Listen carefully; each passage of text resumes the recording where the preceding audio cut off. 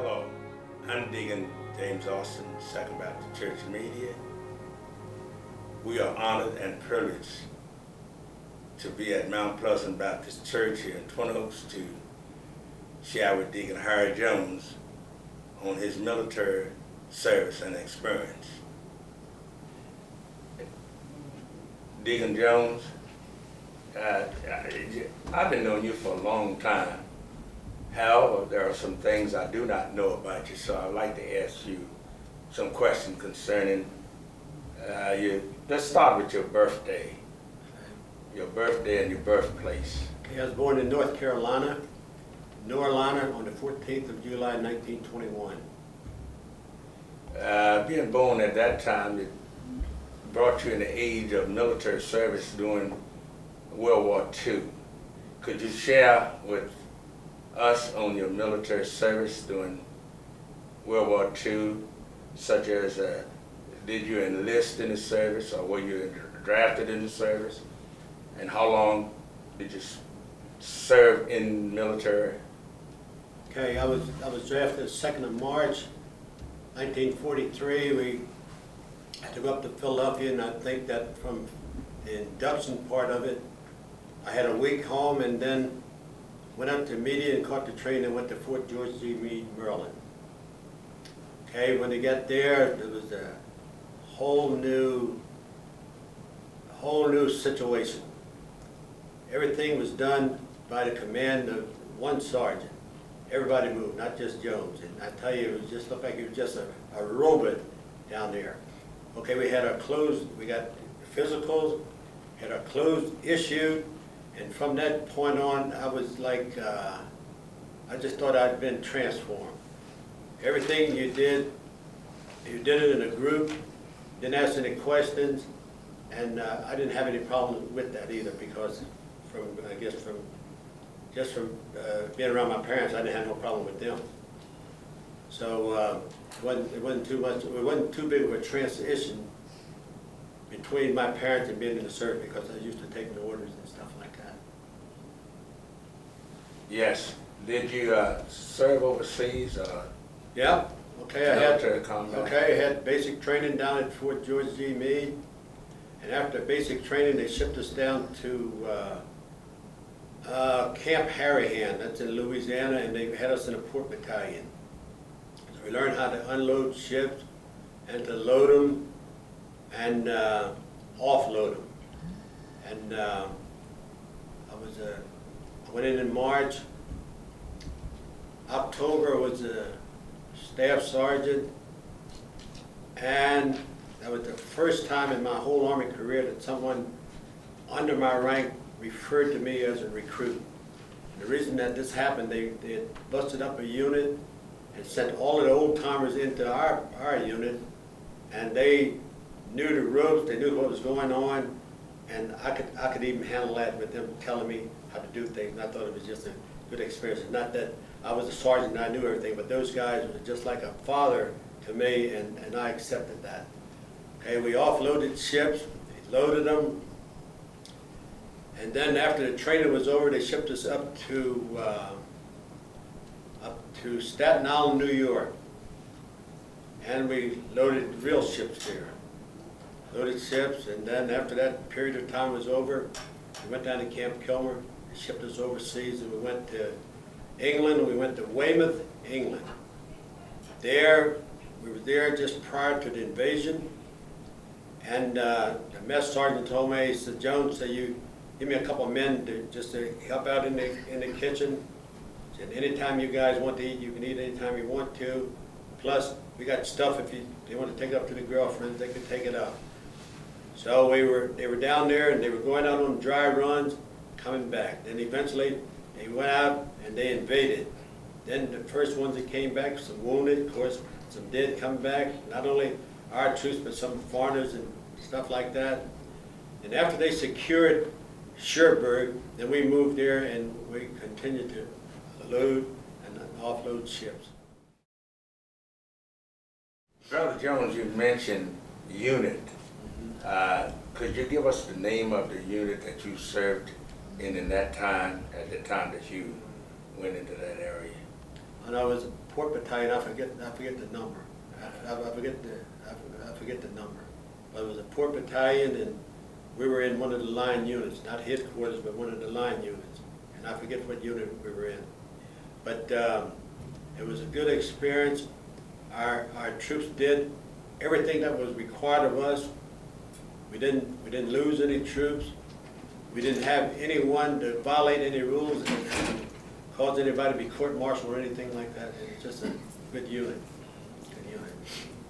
Yeah, and now you mentioned food, and in mentioning your food, you call the name of a person, that mess sergeant or mess person. Could you explain to us what does a person do that named the mess sergeant, and why he has a title, Right. mess sergeant? Right.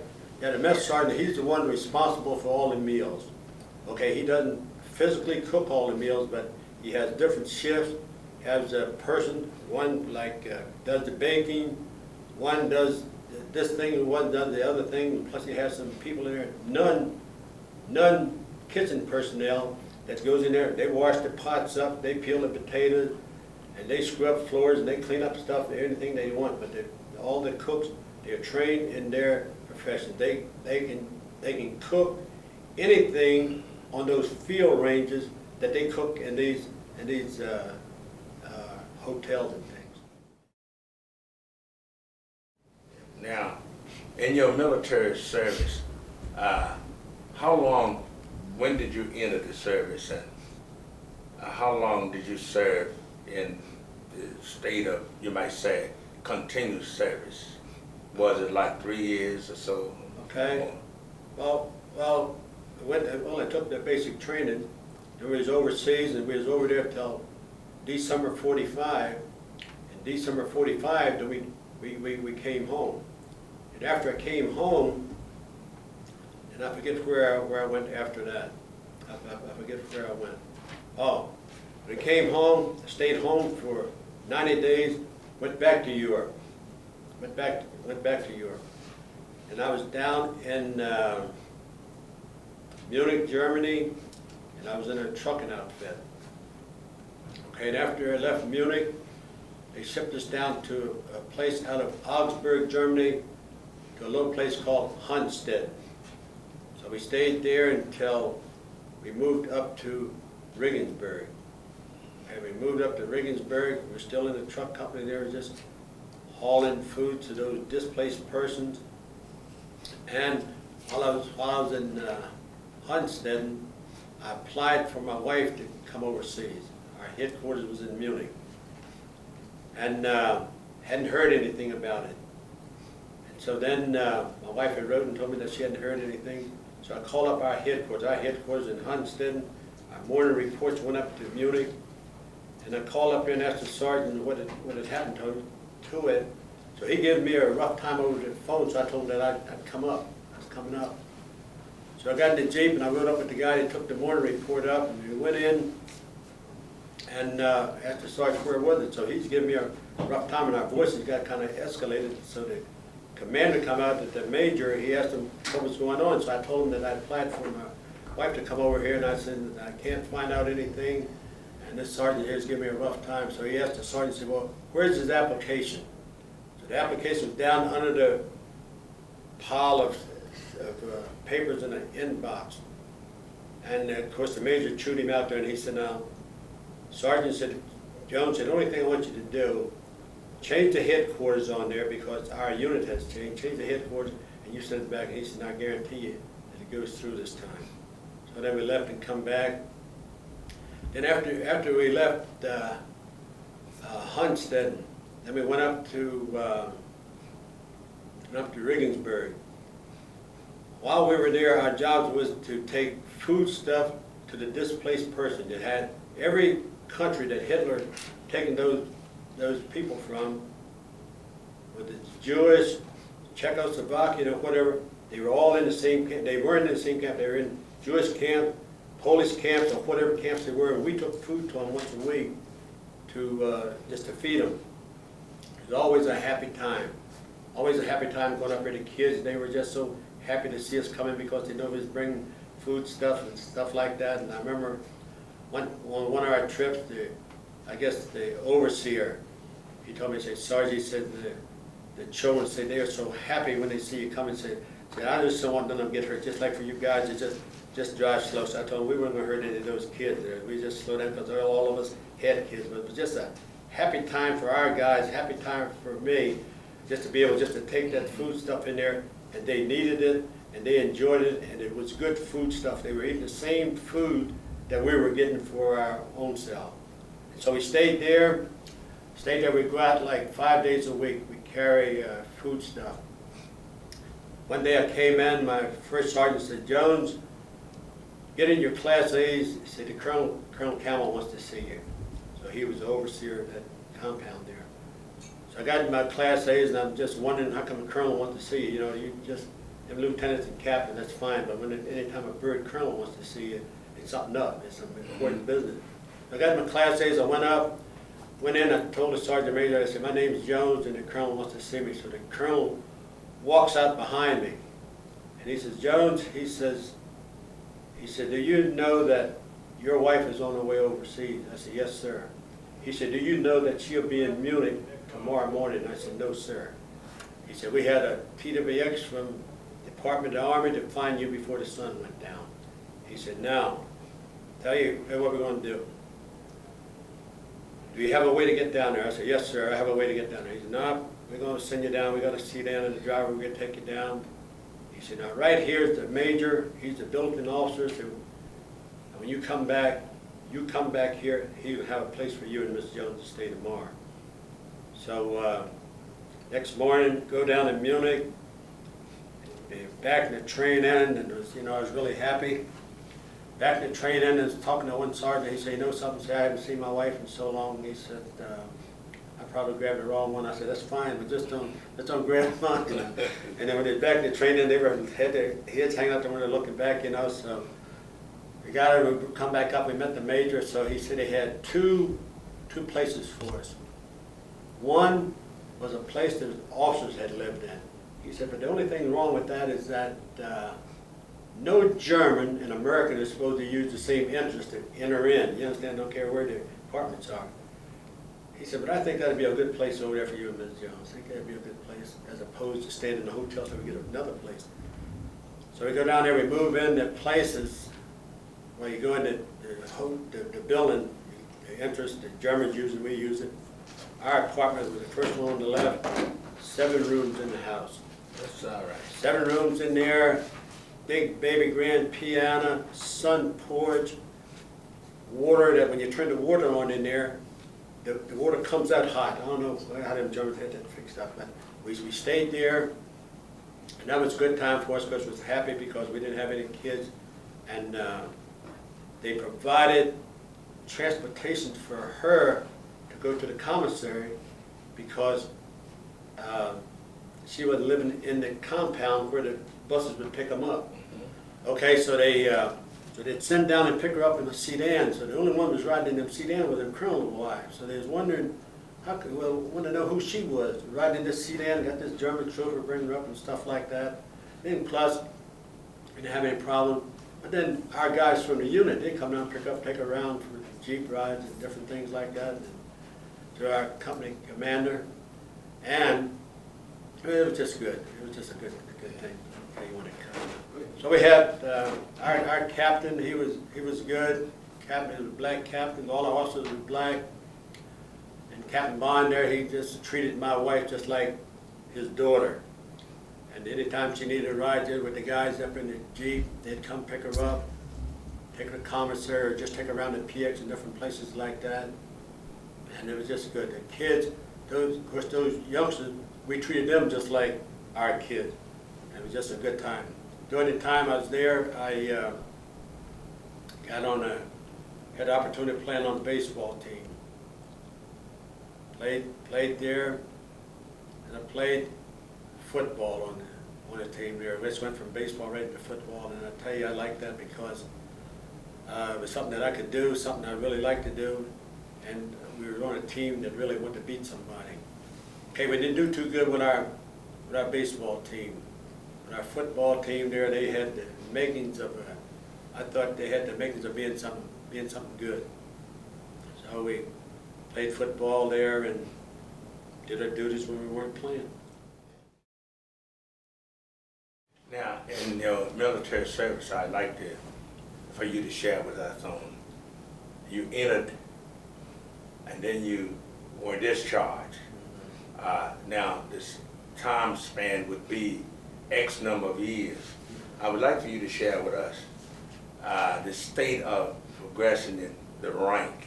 You went in as a private, right, in that time, and you entered in as what they call a yard bird, and then you got your basic training, you moved on up, and on up, and on up, and then you finally reached the area where you became a civilian again. So I would like for you to just share just the steps in that area. Okay. Okay, well, the promotion went pretty fast at the beginning. And I went from I went in March, of course in October, I was a staff sergeant. That was just amazing to me because I didn't think that, I thought that. You entered the service in March of what year? March. October 43, I was a staff sergeant. But the thing that amazed me that I didn't have any problem doing anything they wanted. I caught on to the drilling part. Yeah. I caught on to the duty part that was required of us. I could run the winches on the ship when we were loading them. I know how to unload them. I could know how to hook up winches and drag stuff around down in there. And it was just God, because it all just came so fast. And then I didn't have any problem with the troops. I get along with the troops. I treated them just like my brother and I. We got along good. And never had one on extra duty. Only chewed out one in 20 years in the front of a unit, so I guess I was doing pretty good. But the men were good. Yeah. Now, you mentioned you had only been chewed out once in 20 years. So how long did you serve in the service before you were discharged or you were, just say, retired from the military service? Okay, well, I served from 1943 until I retired in 1963.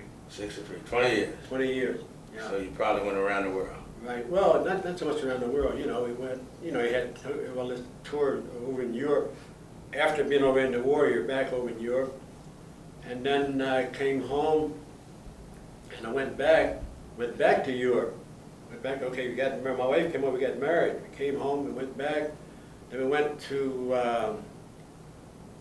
I want to say we went up to, let me finish there here in Regensburg. When I went up to Regensburg, that's where my son was born. Okay, I think he was born in the 250th Station Hospital. And, of course, when the babies are born, they put them right down in front. So he was the only black one in there, so he stayed down in front. Just left him down there, they never moved him back. So when we come home, I told you I was living in this house, there's 7 rooms in there. Had a sun porch, and he was born in November, 13th of November. Thanksgiving, we had him up to the mess hall to eat chow. We had him up to dinner. Our commander thought it was too noisy in there for him, so he said, we took him over and put him in the first sergeant room, sent one of the privates over to stand guard on him, so we were back over there eating, and I just thought that was a great time. And then Christmas came. When Christmas came, we got these bubbly lights from the special service, had them on the trees, and they had them out in this little sun porch we had, and the Germans would be out there, and they were so nice. They were just rosy cheeks. They'd come up, just watch them lights. Plus, we'd hold him up to the window so they could see it. Yeah. And then, of course, the ones in the building that we were living in now, the kids would come down there, and they were teaching my wife German, and she was teaching them English. They never had any problem. My wife didn't have any problem. It's just amazing. Sometimes I just think about how do you go to every country you go into. Japan, you go to Germany, you go down in France, and you get along with all the people, even though you can't even speak the language. That was amazing. That was amazing to me. Yeah. And you were discharged out of service as the rank of? I was Sergeant First Class E7. Okay, I came after they changed the grade structure. They changed the grade structure so you could be a master, to be an E7 and be a Sergeant First Class, and you could be an E7 and be a Master Sergeant. Yeah. But the rank was good, and when they you know, when I retired, they were telling me that, you know, they're looking on my record, they told me that they never seen a guy that had been in, you know, been in different units and got along and did everything in the unit that was required of him with no effort, like with no, didn't have any problem with the troops or anything like that. And then, of course, after the tour in Europe, we went to career. So I went to career, and before I went to career, I was down in Chemical Center, that's Edgewood, Maryland. Okay, so I was in a smoke company.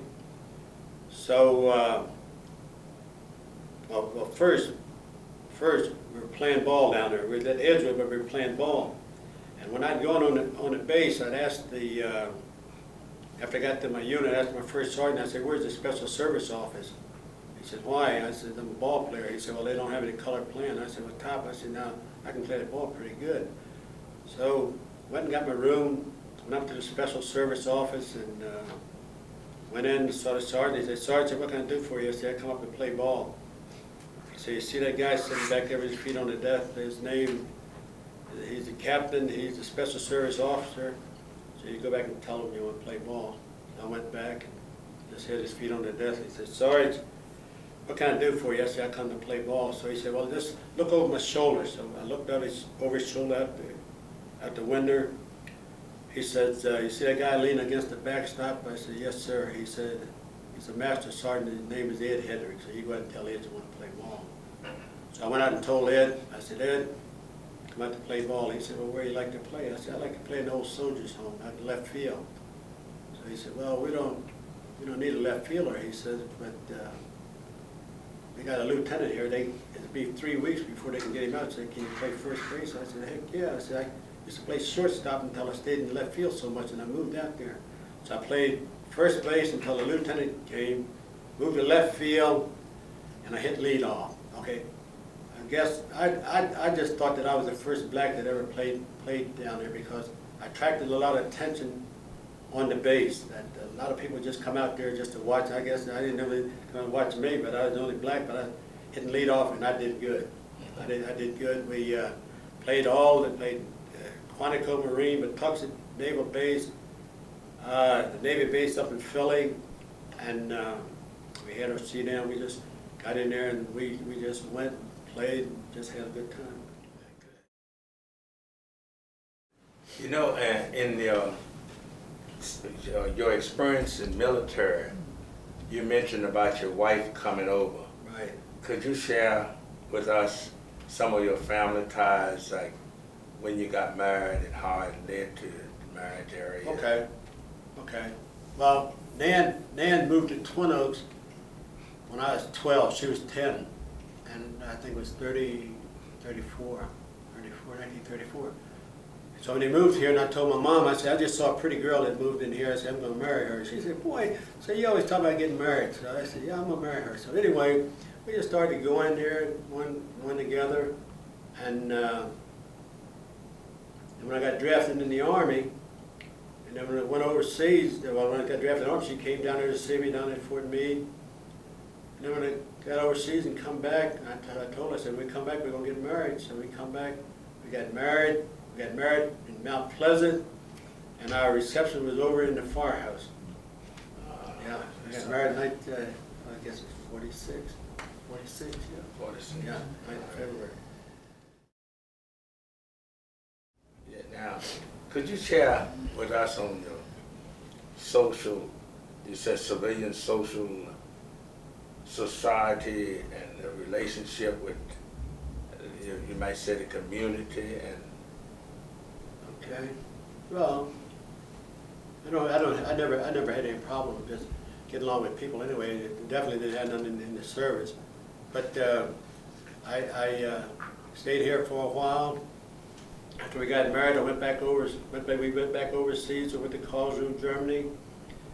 And then we were there until the unit that we were in, gyroscope, the whole unit gyroscope, when we came home. And I stayed with my parents a while. And then my wife, in the meantime, had got a place out in Media for us. So we moved out there and didn't have any problem with the neighbors, didn't have any problem with anybody that we come in contact with or or we met when we got there. Didn't have any problem with the ones that lived there, and I never had any problems since I've been there. It's just, we've been there since I retired from the Army, living there, really. You know, I'd like to ask you a question on this item here, but so often when you ask the question, people are so modest until they do not want to share with their achievements and how God has blessed them to do certain things. Right. And that comes under the title of education, formal and militarily, and what did you do? You mentioned you played ball, so you must have played ball in school or through that. So can you take us, just tell us about your formal educational background? Well, I went to school here, went to Chichester. I quit school in the 8th grade. Of course, I got drafted in the Army, and I had an opportunity of going to get a high school diploma. And I went up to the education center and I told them I wanted to do it. I was getting ready to leave from a base. And so I told him that I wanted to do that before I left. So he told me, he said, well, my goodness, he said, you just can't take all them tests. I think it was 5 tests you have to take. You just can't take those tests. You got to take like 1 today or 1 next week and stuff like that. I told him I'm getting ready to leave. So he said, okay. So I took the test and I passed it and I got my GED. And I was happy about that. But during the whole Army career, I went to a chemical staff specialist school, did good in schools that I went to a demolition school that learned how to set off that demolitions, how to wire them up, and how to fix up different types of charges. I learned that. I was an airplane mechanic. I went to Fort Rucker, Alabama, and the reason I got down there, I was in a unit that I asked to be in, but my spirit wasn't right. So I went and saw one of my friends, and he asked me how I was doing. I told him I wasn't doing too good. So he said, well, somebody give me a rough time? I said, no, they never give me a rough time. Nobody gave me a rough time since I've been in the Army. And he was a first lieutenant. He said, I'll tell you what I do. I'm going to check your records, and I'll get back to you. So he checked my records. He told me, he said, you know something, so you go down there to that aviation school. He said, you can't come back here, your rank's too high, so you have to transfer. So I went. So I went to school, I think it was, I can't think of it, they're based in Alabama, but I went down, and the senior person in a class is the class leader. Now we had sergeant first class, we had staff sergeants, we had buck sergeants, we had corporals, and of course had privates. Every class had their own building, they were responsible for it, and of course we were responsible for the men that we had under us. Every 2 weeks we had to meet, the class leaders had to meet with the commandant. So we go up there, the commandant wanted to know if you had anybody there that they didn't send their pay records down, anybody hadn't been paid or anything like that, that they got them paid. Okay, so I go meet with the commanders. I also told the other sergeants that, well, they tell you how many people is going to fail the class. So I told them that we were going to make sure that none of our guys would be one of the people that didn't pass the course. So what we did, everybody had a basic course, and every time we come home from school and after chow, we go over everything and make sure everybody had it. Okay, after you finish your basic course, then the sergeants have to get lined up. You have to get either fixed wing or a helicopter. So I went into the fixed wing. But in this first part of this beginner's class, I was the first class leader that ever went through a course down there that I never had to, none of my men had to stand a Saturday morning's inspection. Okay, the reason for that is every class has their own barracks. You're responsible for it. It's inspected every day, and the one that has the best barracks during the week, you don't have to stand it. So our guys are off. Okay, so we call our commander, the commander over the troops, we call him little Caesar, he was a little guy, but a little captain, but I really liked him. And the ones I really liked in the Army, I liked those ones that was for business. You know, the strictness didn't bother me, but I really liked him. But he told me that I was the first one that ever went through there. So of course I met the colonel, and I think that when I went to career after that situation there, that the colonel that I reported to when I flew into Seoul, that he probably knew me from this colonel telling him about me, because he would remind me about the time that I went to school down there. Okay, so we did. So we come to get finished school. So I go get fixed up with a fixed wing unit. Okay, then you lose your class because they go in back to the units and you're going someplace else. But anyway, when I went over to the new unit, the sergeant major down there told me, he said, I'm going to tell you something right now. He said, you didn't stand in inspections up here in that other unit, but you're going to be standing up here. And I don't know the reason he told me that. I thought it was just being smart. But it didn't really bother me too much. But anyway, the first Saturday there, I'd asked him if he'd wake us up at 4:30 to CQ, wake us up at 4:30 so we get ready for inspection. And he never come and inspected our guys. So after inspection, he stand up on a PT platform. He's out there just talking. And so I just got kind of hot under the collar, and I said, Sarge, I says, here you're standing out here, you don't have them in formation. You're standing out here like a bunch of doggone Boy Scouts. And I said, if that's all you got to tell me, I said, I'm gonna take my men and fall them out. So he told me I wasn't that heck, so I fell them out anyway. So I went back to the barracks, and then later the captain told him to get me in there, so I went in. So he told me that he was going to relieve me of my class. He said, you won't have a class. I said, okay, if you relieve me of my class. I said, I'm going to tell you something else now. I don't take any orders from anybody out of my rank, so I'll just be going to class on my own. So that's what I did to finish the course. Didn't take, I just walked to class, didn't have any class responsibility, just myself. Okay, so then when I left, they sent me up to Fort Knox, Kentucky. Okay, so I'm a fixed wing airplane mechanic, I'm a 671, and they didn't want a black with my rank in the unit.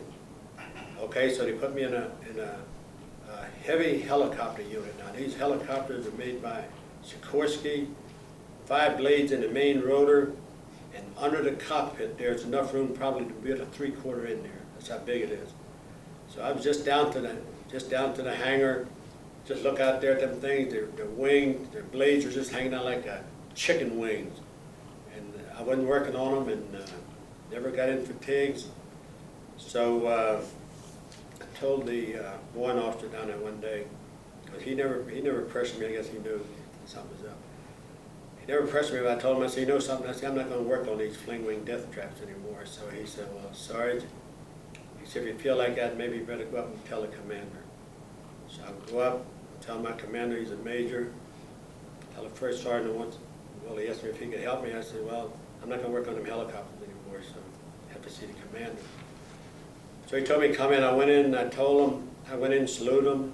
He saluted me back and told me to stand at ease. He said, Jones said, what can I do for you? I said, sir, I'm not going to work on them fling wing death traps anymore. I said, I'm a 671, I'm not a 675. He said, well, Jones, just what do you think you're going to do while you're here? I said, sir, if they want to keep that unit Lily White over there, I'm going to be playing golf down on the Anderson golf course. That's what I'm going to be doing. So I played golf there. Played golf. So you talked to your superior officer, Major, and told him that if they want to keep that unit Lily White that I'm supposed to be in, I'm going to play golf on the Anderson golf course. I played golf. And that was during the time that the Army had a white outfit and black outfit. And No, they had integrated. You had integrated it. They integrated them then. All right. Yeah, they had integrated, but he didn't want a sergeant with my rank in there, you know, with them. Yes. Okay, so I played golf down there, and then they took a master sergeant out of the unit that I should have been in, and I staff sergeant and me, put us on orders. They sent us up to Watertown, New York. And you go up there like with reserves, National Guard and stuff like that. So I went up there. My job, when I got up there, I post-flighted all the regular airplanes. You know, you got crews up there. You had crews that post-flight them. And those two, they had other things. And while I was there, I got on orders to go back to Korea. It's all right. But now I didn't have, listen, now I didn't get in any trouble about not playing golf. Okay, because you can't have one of them top sergeants in a unit that he's not supposed to be in. Okay, now listen, nobody give me a rough time. Nobody give me a rough time. I just played golf the whole time I was there until I got on the orders to go. And when I went overseas, when I went back to Korea, I was on a mission. I needed a passport. I flew into Seoul, and I was with the KMAG. Okay, it's the Korean Military Assistance Agency. So I flew in there and I reported into my colonel. He said, Jones, so you got 18 airplanes. So I'm gonna send you up to Cape 46. You got 18 airplanes up there. And he said, I'm gonna tell you something right now, Jones. You're the boss of those planes. Whatever you say about those planes, you're in. He said, you're gonna replace Rearson. So he tells his sergeant, Sergeant, call up and tell Comer to get down and pick Jones up. He flew down and got me up. He said, Comer, Jones is taking Rearson's place. So he flew me back up. Rearson stayed there for about a month. He got relieved, and I took over. Good job, good men, no problem. No problem with none of the officers or anything up there. And we were 5 miles from our headquarters. So our friends up there, when the big shots would come down, our friends would call us up and tell us that who's coming down, just so we'd be on alert. Now you couldn't get in our place; we had to let you in, but they'd call us up. Those guys, now we took care of them. We flew them in the place we wanted to. Of course, that was our job to fly them, but some of them up there we wouldn't fly them. But the ones that was giving our captains a rough time, now every time they call up, now these are the ones that these majors down, we didn't mess with the colonels, the majors and captains and stuff like that. The ones that was giving them a rough time, we didn't fly them. And whatever I said about the planes, I was the line chief, that was it. If I said I didn't have them flying, I didn't fly them. You know, so it was real good. I didn't have any problem with that. And I didn't have any problem in the unit either. Yeah. All right. Well, you know, when you shared with us about you ending the service in 43 until 63, and you have given us just about everything that we should hear from you in your military service. You've covered the mode of going in, you've covered your military service, your social relationship, and you might say your family relationship. But I wonder about a World War I veteran, because you take the World War I veteran. When I went into service, we had still a World War I veteran in the service, but I went in we might say a year before you did. So in 43, did you ever, or your tour of duty, did you ever meet a World War I veteran who could tell you about 1918, 1917, and back in those days? Yeah, we had a sergeant in our company there. His name was Sergeant. I think his name was Sergeant Moon. That's not his name, but anyway, he was an old timer that every colonel that comes to our unit always talked to him because he was an old timer.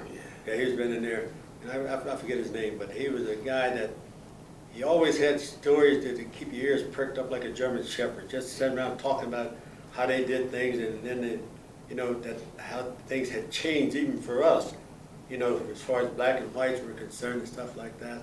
But it was just amazing. It was just something listening to them. I just thought that, I don't know if I could have made it if I'd have been in World War I. I didn't think I could make it. I didn't think I could make it. Okay. Now, the genetics of military conditions, you have shared that with us.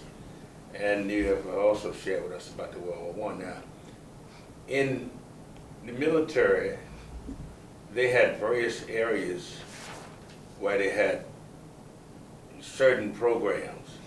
And in one is a military religious service. Now, could you tell us about the service in in the States and the service overseas? And were your service the same?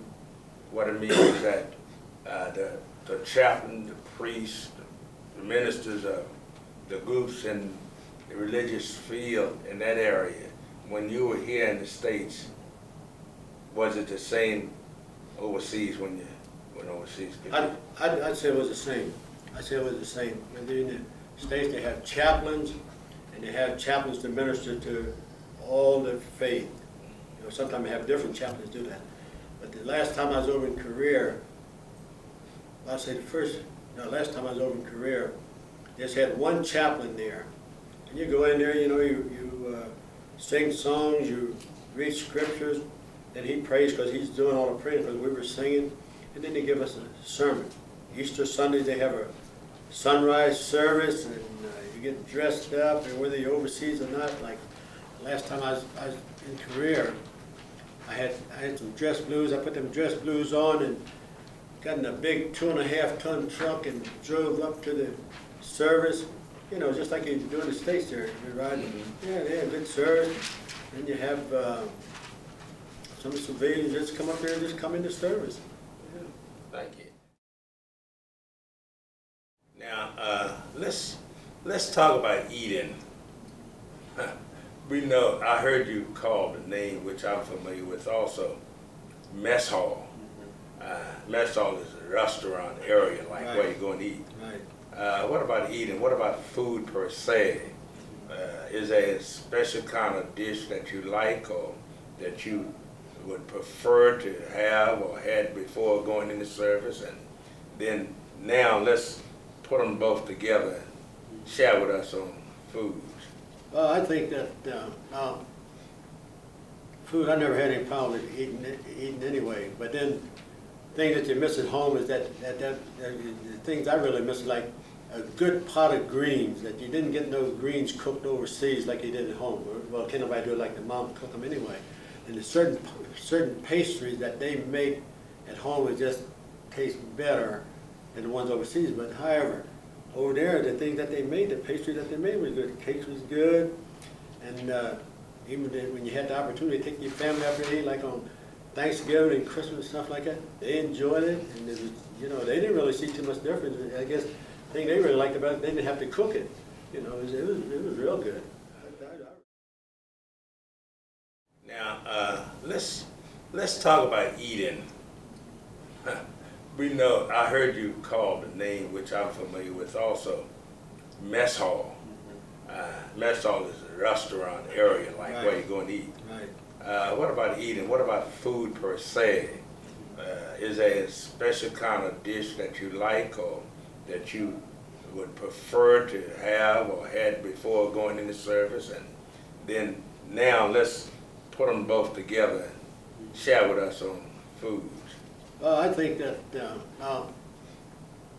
food, I never had any problem with eating anyway. But then things that you miss at home is that the things I really miss, like a good pot of greens, that you didn't get those greens cooked overseas like you did at home. Well, can't nobody do it like the mom cook them anyway.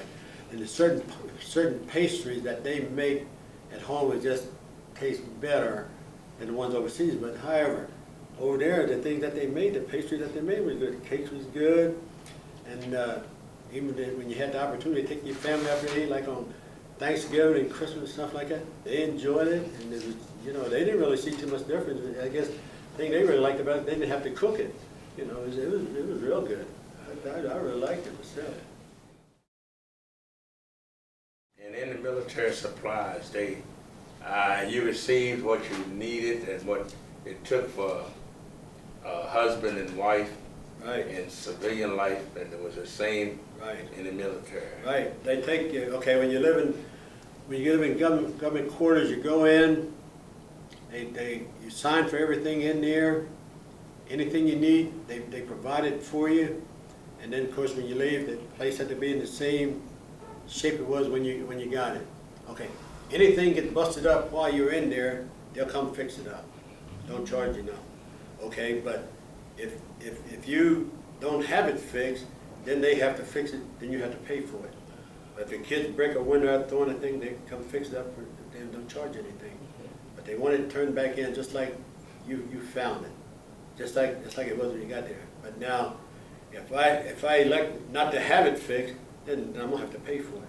Yeah. Now listen, they supply anything you need, anything the wives need, they'll make sure they get it in there for you. And I just thought that was good. They come down, fix this, come around, fix that, don't charge anything. It's no, how did this happen? Why don't you take better care of your kids? None of that stuff, none of that nonsense like that. They just come and prepare everything. So now you've shared with us also the housing, the supplies, and also the housing. Now that you are a veteran, and you've been a veteran now, I guess, about 32 years. Yeah, 30-something years. About 32 years. Yeah. Now, with your expertise and serving in the military for 20 years, oh no, I know you've joined American Legion and VFW. You haven't joined any of those units. No, I didn't like it. I had the opportunity. I came through North Carolina and stopped and saw my father-in-law. Well, spent some time with my father-in-law. He's an American Legion. Okay, now I never did like that. I thought that I didn't like the veteran club either. I thought that I was my service just meant more to me than what I saw them doing in those clubs. I didn't like that.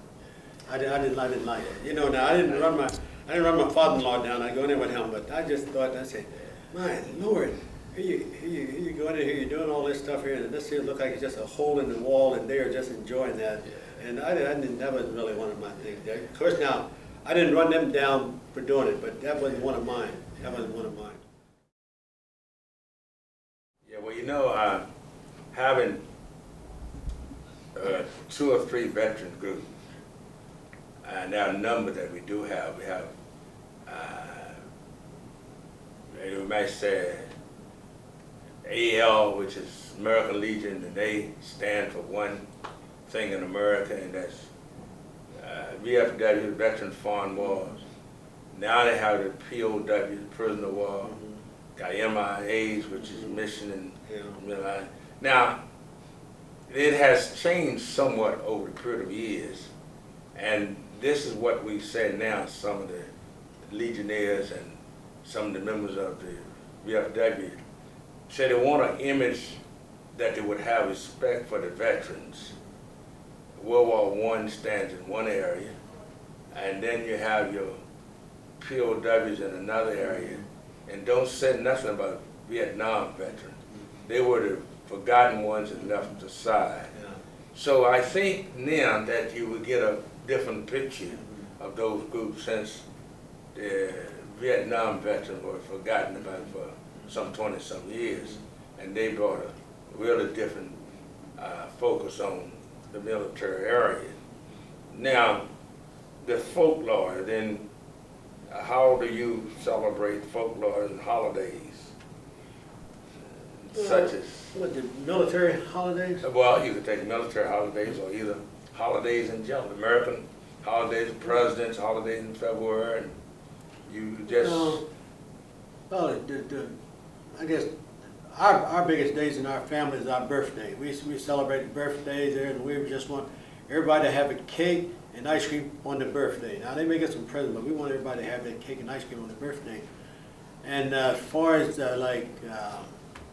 Veterans Day, they just passed.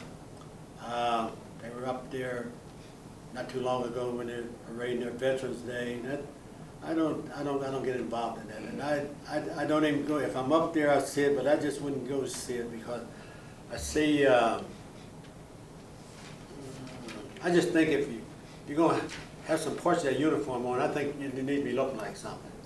I don't think it should look like you're one of the also-rans or something like that. And so I just don't get involved with it. I'll watch it, but I mean, I won't go up to watch it, but if I'm there, I'll just see it. But I just don't like it. I just think that it's a letdown. It's a letdown from what we did, and probably what they did too. Now, you know, we still haven't left part of the military. Without racking your brain too much and going too far to try to get it together, about how many furloughs do you think that you had in your stay of 20 years? For example, leaving out film furloughs, just say, well, you will be getting a furlough every 3 months or every 90 days, or maybe once a year. Some furloughs back during the wartime, you could only get one maybe once a year, and that would be while you were in the States. You weren't in the States too long before you were into a combat zone, or you might say overseas duty. Now, I don't know how you would use a furlough. Okay. But you could be different because you had gotten married and your wife was with you. Yeah. So you still could use a furlough overseas. Right. Okay. Now, I never had any, only time I had furlough time, had more than 30 days of furlough time was the first time I come from overseas. So I had 90 days off when I come home. Okay, you get 30 days off a year. I always use them days. I always use that furlough time. Even overseas there, when you get your family, you can just take off, you know, you can go to places like that. In the States there, you just take it off and come home. But I never had any furlough time carried over after the war was over there, because I always took it. Always. Yeah, you could always take it. And plus, you know, sometimes you just get some 3-day passes just to go on places, you know. Yeah. And I had more than your 30 days off a year. Yeah, I always had, even during the war, I had some time off. You know, it just wasn't just that you couldn't do this or you couldn't do that. And listen, you know, I just want to say this, that I'd say that of 20 years in the Army, only had one officer that I didn't like. One that I didn't like. I got along with him good, but just one I just didn't like. And okay, and the thing I didn't like about him, I just think that if you're a sergeant, you need to be acting like a sergeant. If you're an officer, you need to act like one, not a private and stuff like that. Yes. Yeah, but there's only one that I really didn't like. I didn't like. You know, of course, I didn't respect him because that had been a rough thing for me. But only one that I just really didn't like. I just thought that I don't know how he got to be an officer to me. And, you know, he'd do stuff, and the commander asked me how come I did it. You know, I told him, well, he's a lieutenant. He said, Jones, but you knew better. Yeah, but I just didn't like that. Yeah. For the most part, I got along good in there. Now let's talk about leading into, let's say, from the 40s to the 90s, and that's, let's say, 50 years, and we go by the year of, they use mostly 44, and then it comes to 94, which is 50 years, and they go by the Second World War, which was the invasion of Normandy Beach. So let's go to the black leadership that, you know, in both sections. You know, you're privileged to have served one, now I don't know how old you are, so I wouldn't ask you that, but at least 1/3 or 1/4 of your life in military. Now, to have had so much military time, and then now you were in the service in both sections of the service, like World War II, Korea, Vietnam. Now you come into black leaders in the military. You have worked in civilian service after being discharged. So you have had black leaders probably in the service, out of the service, and even today leading into black leadership. With your expertise, we are blessed and honored that we could ask you this, because you have been in so many areas where you could see the difference, and you could just lay out to us on what you think of black leadership. Okay, after well, I liked it in the Army. The black leaders that I had, I liked them. They were from business, and they weren't so hard-nosed that they didn't have a sense of humor. Okay, it was for business. Okay, always good in the Army. worked for a fella down at Scott Paper Company named Mr. Noah Cotton. I really liked him. Mr. Cotton there was a man that I just thought he was business type, and I thought that he was a good person for that job that he was doing as far as I was concerned. Okay? I go down there and I worked for him. He had a couple of good leaders with him too. And but I just liked his leadership, and I could always go talk to him if I had a problem there, and he just didn't self-destruct. Like say for instance, one time I don't know what happened down there, but it bothered Mr. Cotton more than it did me. Yeah. More than it did me, because he just just wanted you to do good, So I just told him I just told him what happened. So he said, well, Harry, he said, I just hated that you were in the locker room. When it happened, they called me in, so I go down there and my boots are leaking, so we have control of the shoe locker room, and we have the key in our office, but I didn't have the key to get into the keys, okay? So I get the sergeant of the guard, they said, Vince, I need to get up in that shoe locker room and get a pair of boots. So we went in there and got the pair of boots, and I took one of them 3x5 pads, wrote a note on there, Marion, I got a pair of boots, and put it up on the keys, and on the cash register, got a pair of boots, come up later on in the day, pay for them, or get them taken out of your pay.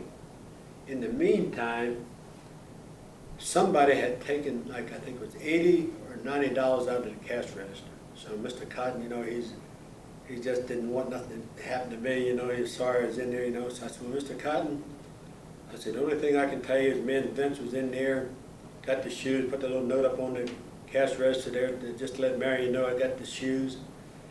He said, Harry, he said, I just hate that you were in there. I said, well, I can't nothing about that. I don't know nothing about that. So then I went over and talked to the security guy. Told him what happened. I was with the sergeant of the guard. And then when I got promotion down there, I went up, and then I moved up to headquarters and got to talking to this same security guy. I asked him, what happened about them shoes? He said, Harry said, something, we never found out what happened to them, but we know one thing you didn't have. That you didn't take that money, so, but I like Mr. Cotton's concern for me, period, okay? Then, of course, the other bosses I had, they were all white. I got along good with them. I didn't have any problem there. Even when I went into the departments, I didn't even know. They just taught me everything there. I just got along good. And not only that, not only was the bosses good, those men that I went into those units that I really hadn't had too much training, now they told me how to do things. And then listen, the other leaders told me, said, Harry, so you're the only one of them guys who ever helped out. Nobody, they don't help anybody out. They want them to do it the way they're supposed to. They would help them, say, you don't want. I said, well, I just treat them like I do my kids. And I just got along good. Used to go up and talk to the vice president down there at the plant. Yes. He asked me if anybody gave me a rough time. I said, no, sir, nobody's giving me a rough time. I just come see how you're doing. I just go in there.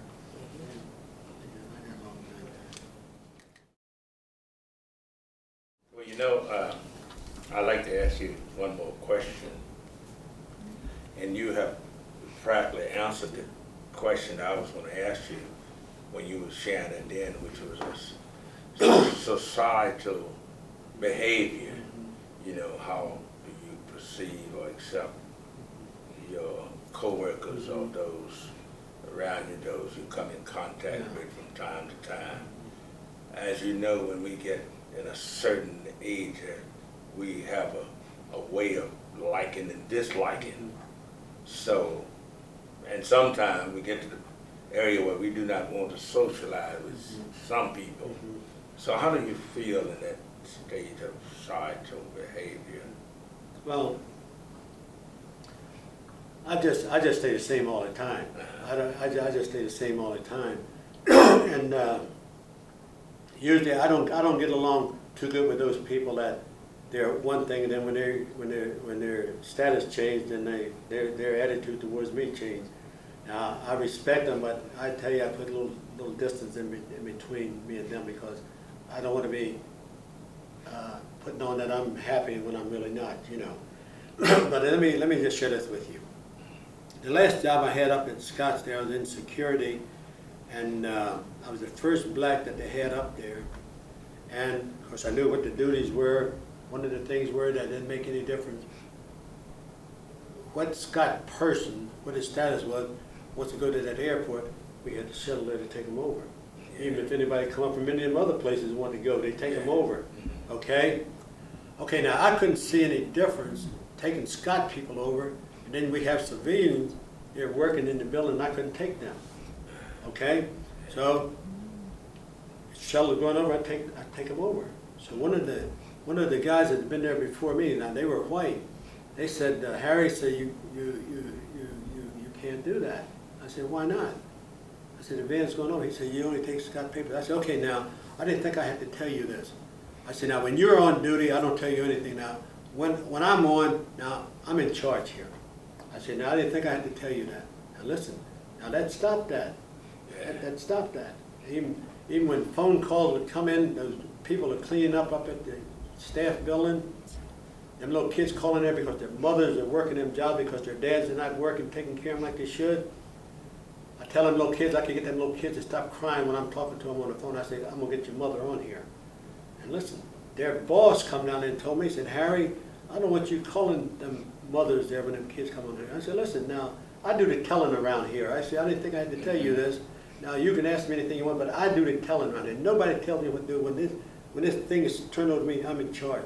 And I said, my goodness, I said, you have me doing things I really don't want to do. I don't like to get hot about things when I'm doing my job. But listen, them little kids would stop crying when I'm talking to them on the phone, but I get the parents. Yeah. I get the parents. I just take care of anything in there. Anything that needed to be taken care of, I took care of it. Now, kids take presents over grown-ups. Yeah. They want to talk to them, so I get them. Yeah. Yeah, but that was just something I'd never heard of stuff like that. Yeah. But then I did a lot of things up there. I did things that nobody else has done. I just figured if a person struggled into that headquarters up there, and he needed to use phones, he used them. I put them on the phone that they paid. There was a watch line. Yes. And also I had the key to the cafeteria. I could get down there, hot coffee, anything up there. I got more good notes in there. They told me that one guy said he had 100 people working for him. He told our chief executive officer he had 100 people working for him, but he didn't have a one as loyal to him as I was the Scott Paper Company. Mm-hmm. Yeah. So he said he instructed his people to buy them Scott products. Yeah. You know, he had 100 people like that. That's all right. I tell you, I just like the idea of getting along, and I don't care who's the recipient of it. Okay. Now I'm not going to stand around and let anybody take advantage of nobody else either. Now I'm not a fighter type and stuff like that, but I just like for people to be treated as people. Brother Jones, in your discussion, or let's say when you were sharing with us on your military service, we're concerned about your military religious services, and what is your choosing of the religious faith in the military? Okay, well, in the military there they just call it Protestants. I was a Baptist, so we just practiced that. We went in, okay, we sung songs, we had scripture, and usually the assistant to the chaplain would read the scripture, and then the chaplain, he would pray, then we'd sing songs, and we just sung some of the same songs that we sung in the Baptist church. Sung songs, and he preached. And after that, I never heard him, I don't remember him ever extending an invitation for discipleship, though. I don't remember that. I don't remember them doing that, but they would just sing, and then songs only just close, you have a closing prayer. Yeah. Well, I was going to ask you if you were Baptist, and you said that you were the Baptist faith, but do you think that they did that because they didn't want, or they weren't allowed to push or introduce religion to you? They just wanted to offer that so that you would have an opportunity to choose what you want to choose? No, I thought it was, because they had like Jewish, they had Catholic, and Protestant.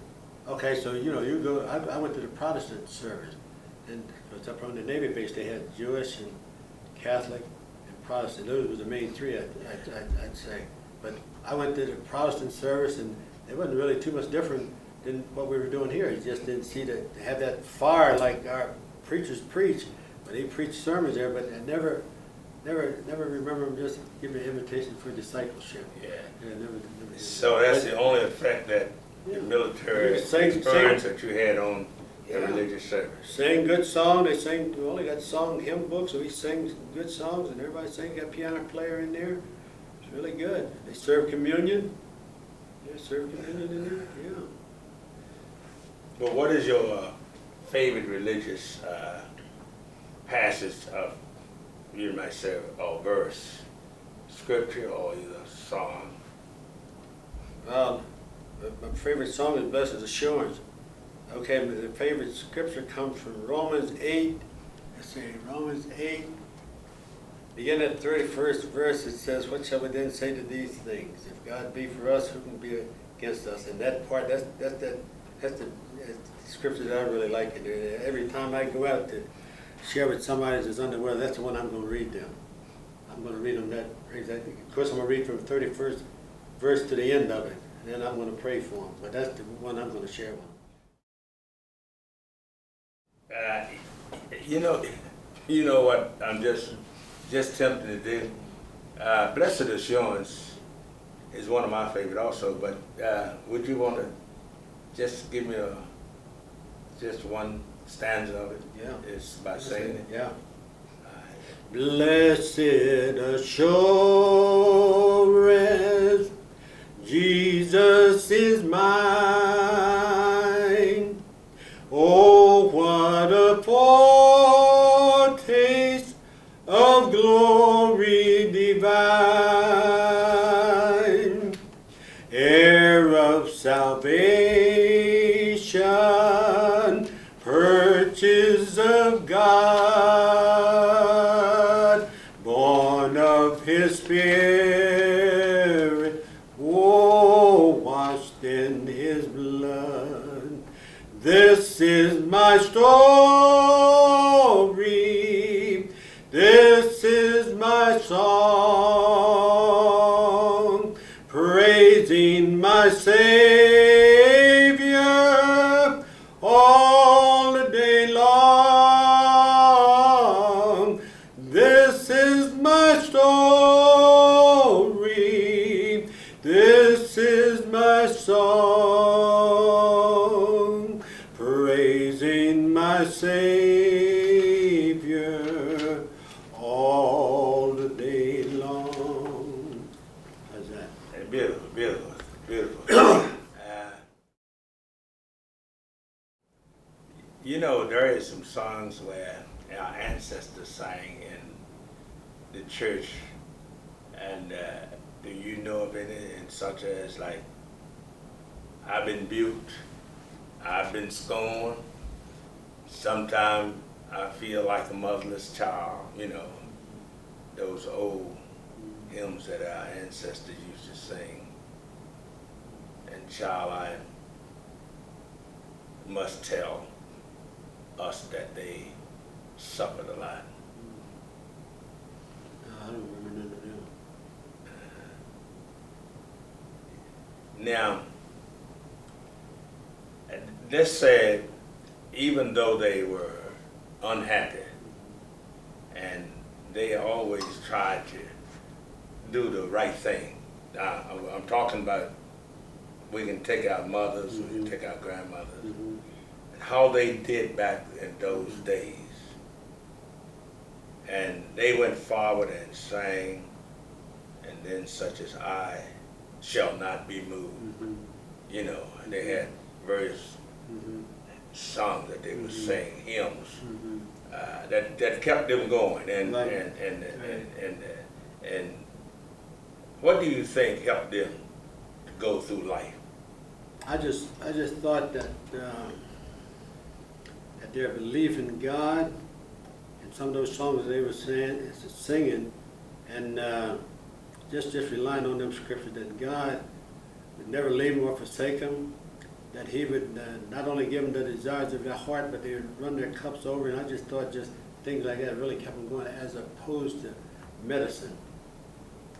I just think that, because my mom would pray and my grandmother, they'd pray, and I tell you something, it just feel good just when they were doing it. Well, you just felt secure when they were praying. Mm-hmm. Yeah, and then nothing changed, but you felt secure because they were praying. Mm-hmm. Yeah. Mm-hmm. I never heard my dad pray. You never Heard my dad pray or my grandfather, but my grandmom and my mom. Well, you know, I guess that was God's plan of the household when he established the family per se, that the mother would be much different, as Mary was by Christ, Right. the mother, as we can understand the scripture, how Joseph was about his wife Mary, that he was just a conservative person because the angel had to tell him that night that she would be with a child. Right. They keep him from, I assume, getting excited. Right. So this is what I get out of that. But you know, through that, the mother, the wife, kept things together and kept, and this is again, is while they still held their head up proudly, and through kept the great dignity that they shared with us. Now, we can look back to our mother and father and go to grandparents as far as we could go.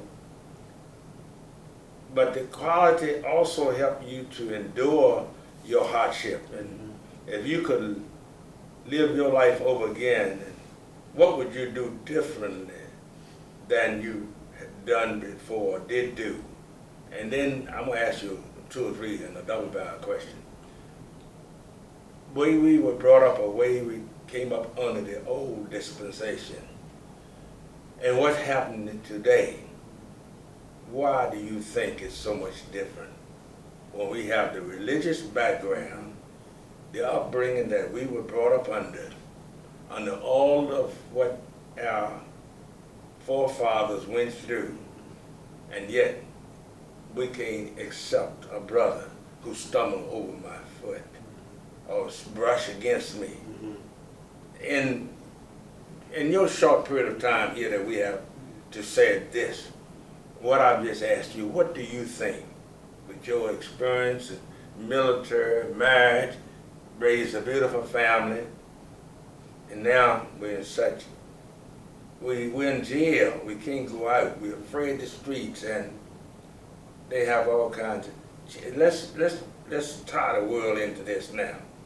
What do you think happened when we came up under the white man, whipping the father, and taking before the wife and the children, and they took all that, they prayed to God, and they came through, and what this song they used to sing, we shall overcome. Yeah, well, you know, that too is like before my time, but what I can see happen, like for my kids, somewhere between my kids, well, I say maybe my kids are in there too. But I say from the time that I had kids up until now, what happened, those values that my mother and father had for us, these parents don't use them. Okay, in the first place, just give you an example. Okay, my youngest grandson is 10, and he's telling me, he said, Pop, says, I'm going to tell you something. I said, no, Heavy. I said, now listen, I do the telling around here. I said, now you can ask Pop anything you want, but I do the telling. So his grandmother chirped in, and she said, well, you know what he's trying to say. I said, yeah, he wanted to tell me. I said, no, I do the telling.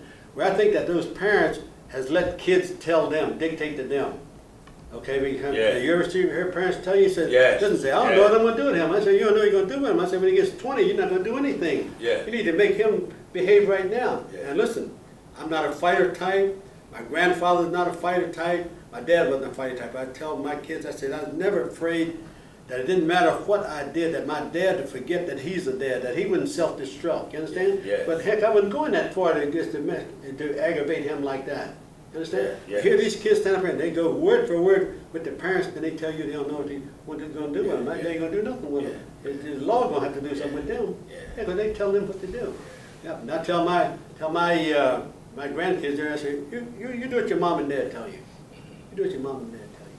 Do what your mom and dad tell you. I say, I know your grandparents is either you do it, whatever your dad and mom tell you, that's what you do. Yeah, now listen, now they don't have no problem with their kid. They don't have no problem with their kid.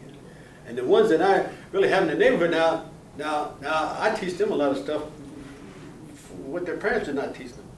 Yeah, I talk to them good all the time, tell them they have to be good boys and girls. You have to treat your parents right because the Lord to make your days long here.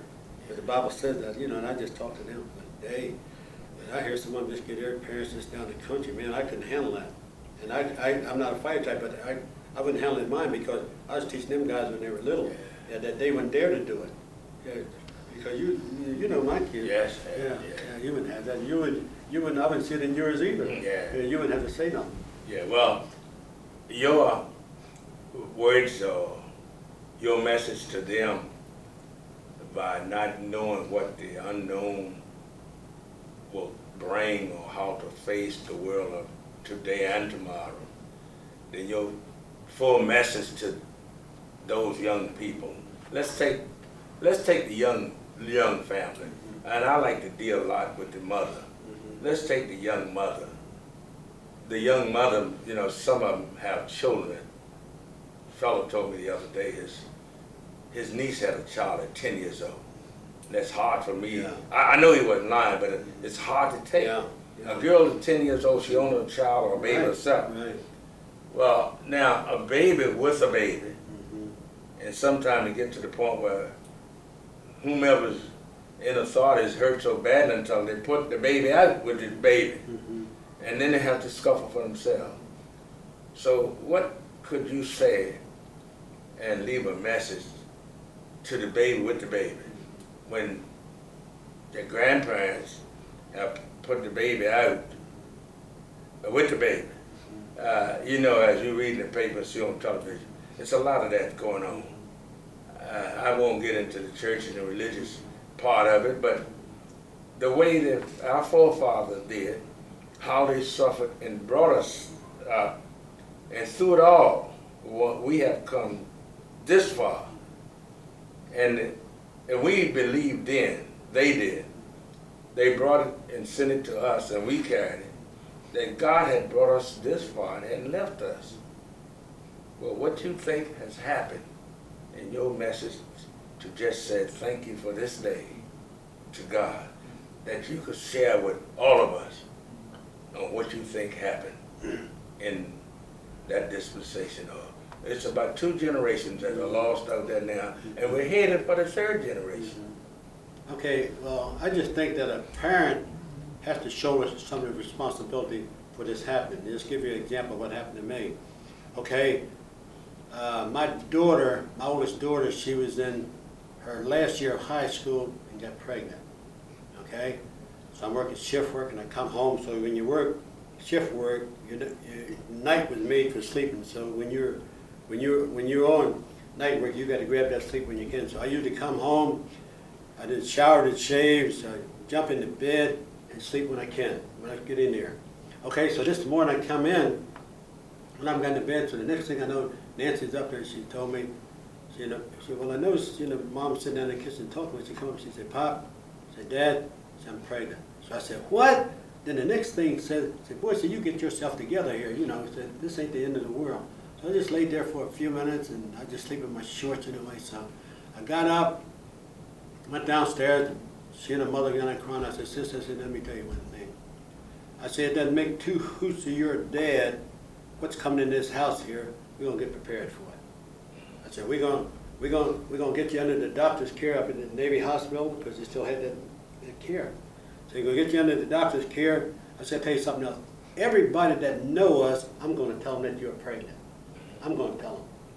Come out here to Mount Pleasant, told them. They said, only one person said, Harry, I said, how come you did that? I said, when they see me holding whatever's coming here, nobody asking them dumb questions. You don't have to go to college and figure that out. And listen, no problem. No problem. School said we'll send tutors up here that taught school in the school system. If you don't want them, so you send them back. We'll send you 2 up here if you like.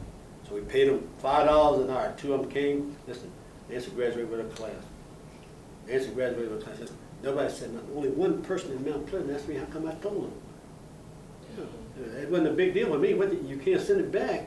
And we weren't going to self-destruct. We wasn't going to give up. Now this guy's 26 years old. Yeah, he's 26. So we didn't have a problem. But a lot of times, them parents just don't handle them things right.